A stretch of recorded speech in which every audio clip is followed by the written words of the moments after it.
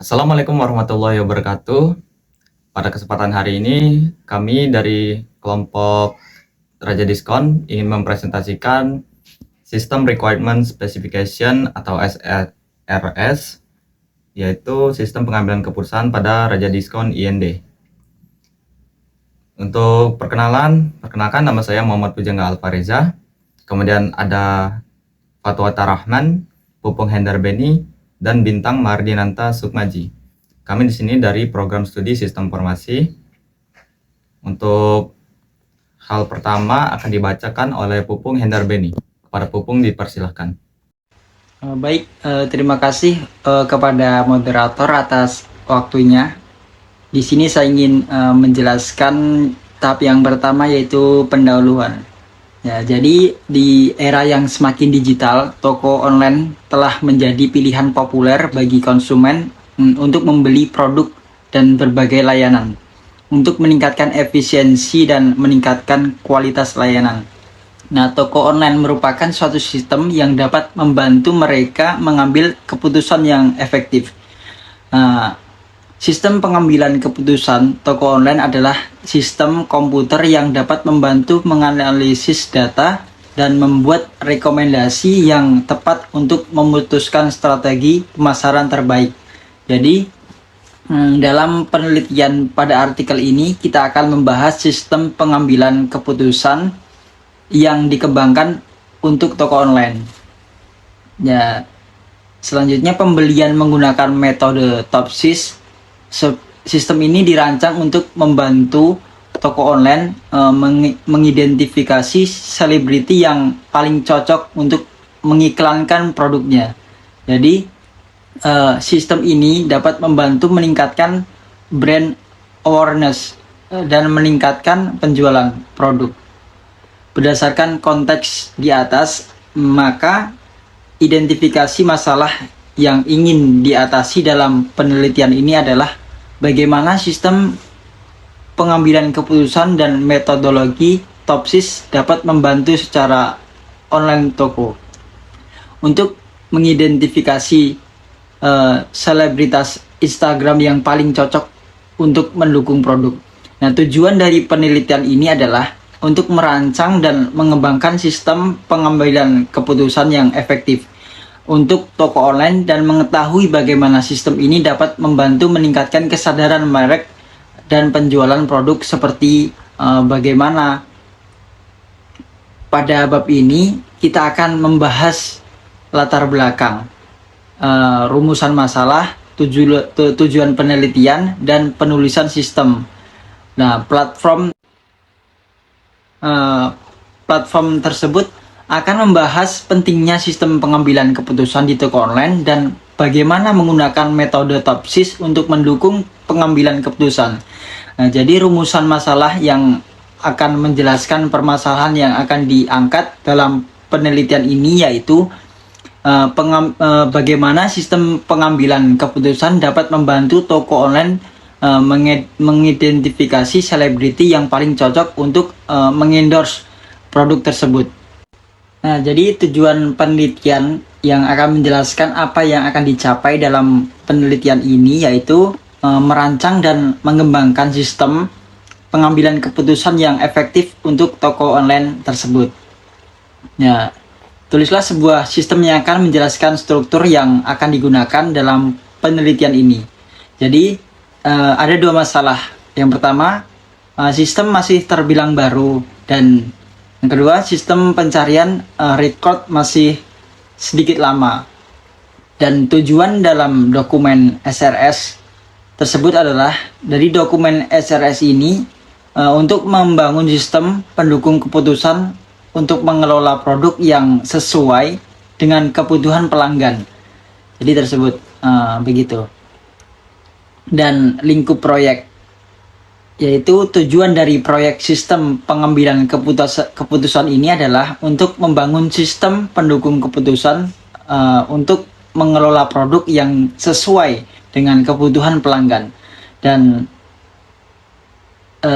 yang terakhir, untuk berfokus pada data yang terkait dengan produk tersebut. Terima kasih Pupung. Untuk selanjutnya akan dibacakan oleh saya sendiri. 3. Solution requirement, bisa dilihat di sini. Solution requirement-nya ada sampai 5. Yang pertama dari modul login, modul data toko, sampai modul visualisasi. Untuk kemudian ada laporan penjualan. Di sini ada nama modulnya atau fungsi, yaitu data toko. Deskripsinya adalah tentang record transaksi data toko. Data validasi ada 5, nama produk, jumlah pesanan, provinsi, username, harga awal. Kemudian ada aturan bisnisnya, data harus berasal dari transaksi tahun yang lalu. Kemudian ada modul visualisasi, deskripsinya yaitu menampilkan grafik dari data transaksi. Kemudian data validasinya ada data transaksi toko. Selanjutnya aturan bisnisnya, tiap sheet harus memiliki grafik. Keempat yaitu non-functional requirement. Daftar non-functional requirement. Pada bagian ini bisa dilihat sendiri ada sampai 13. Untuk deskripsi yang pertama ada user interface sederhana dan mudah digunakan. Yang kedua mampu berjalan 24 jam untuk sistemnya. Mampu memberikan keamanan terhadap data yang ada dan diakses terbatas untuk setiap penggunanya. Dapat diakses di beberapa tempat yang telah disediakan. Setiap aktivitas baik penambahan, pengubahan, penghapusan maupun login dan logout harus tercatat oleh sistem. Keenam, sistem menampilkan simbol-simbol yang mudah dipahami oleh user, misalnya fungsi pencarian disimbolkan dengan kaca pembesar. Data yang telah tersimpan tidak akan hilang apabila dilakukan maintenance. Penambahan fitur baru tidak mempengaruhi kinerja sistem yang sudah ada. Sistem dapat memproses data secara real time. Sistem tidak akan terganggu apabila sistem operasi melakukan update secara berkala.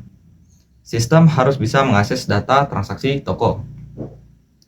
Yang ke-12, pengguna harus login untuk masuk ke dalam sistem dan sistem mampu memberikan validasi apabila data login benar.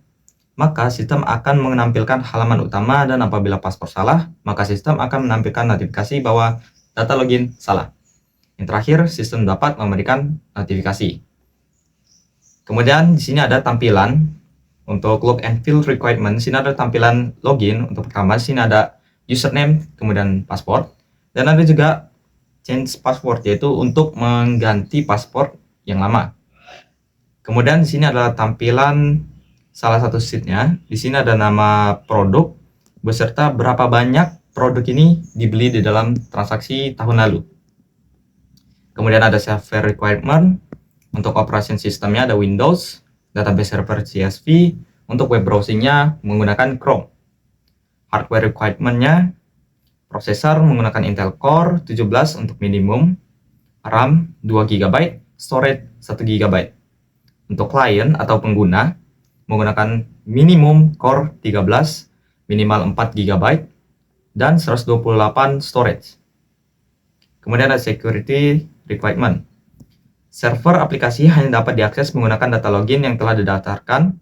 Data dari berbagai sumber dianalisis untuk mengidentifikasi pada dan pola dan anomali yang menunjukkan potensi ancaman keamanan.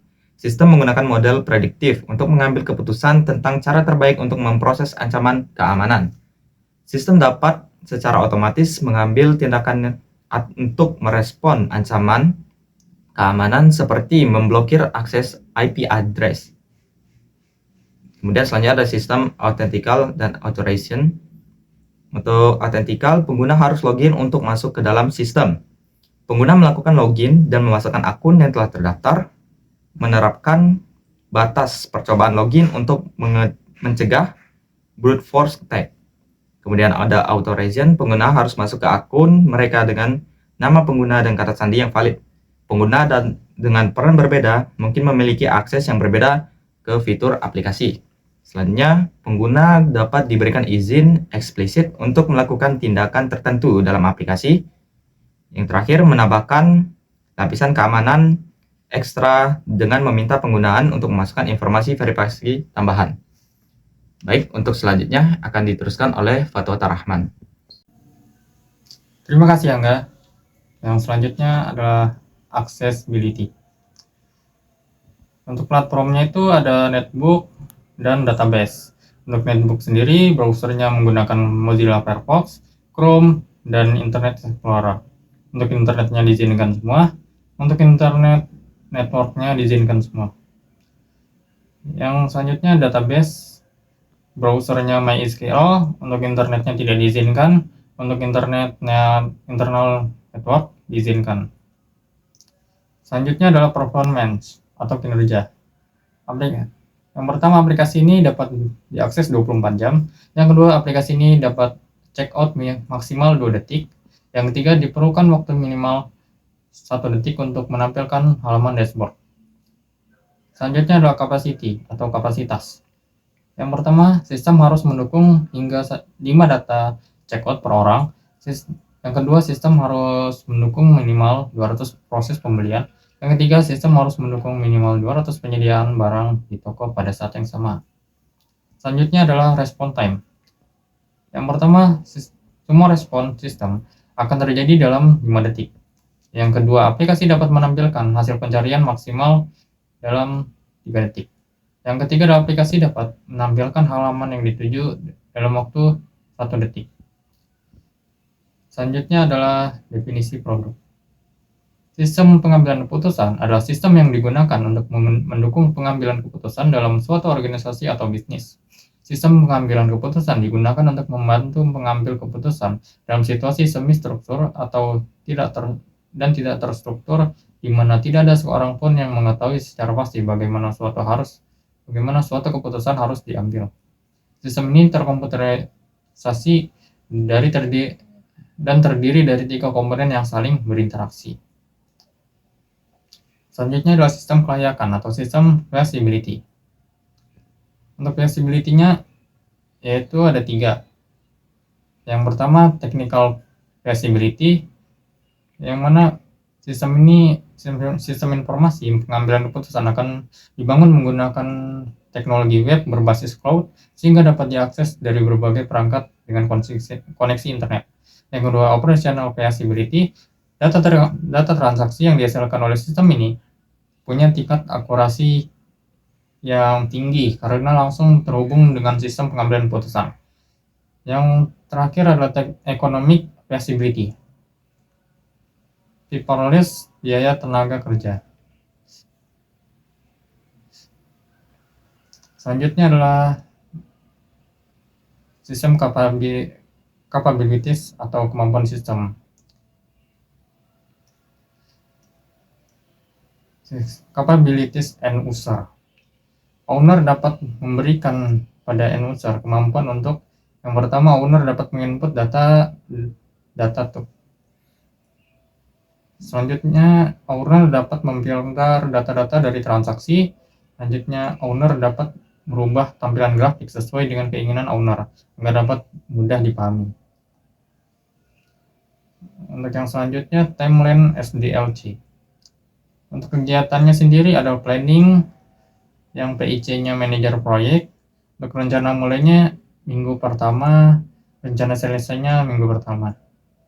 Yang kedua adalah requirement gathering, yang PIC-nya sistem analis, rencana mulainya minggu pertama, dan rencana selesainya minggu 2. Yang ketiga desain, yang PIC-nya sistem analis, rencana mulai minggu 2, rencana selesai minggu 4, dan seterusnya.